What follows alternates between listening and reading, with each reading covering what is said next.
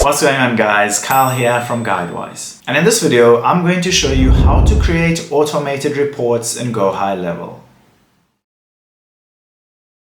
Start off by creating your Google Sheets with the information that you would like to report. So I have name, last name, email, phone, lead source, and date created. Make sure to give your sheet a name. Once you have done that, go into GoHighLevel. In the left column, select Automation and then Create Workflow. We will start from scratch. We're going to add a new trigger, Contact Created. Make sure you save the trigger. Then we're going to add an action. We're going to type in Google Sheets. We're going to choose our account. Then we're going to select an action. Create spreadsheet row, My Drive, and then choose your spreadsheet. Then select which sheet. Is it sheet 1, 2, 3, or 4? So I'm going with sheet 1, starting with name and ending with date created. You then want to map everything together. So under name, click the right tag, go to contact, first name. Then we're going to do the same for each item. Once you have mapped everything together, then save action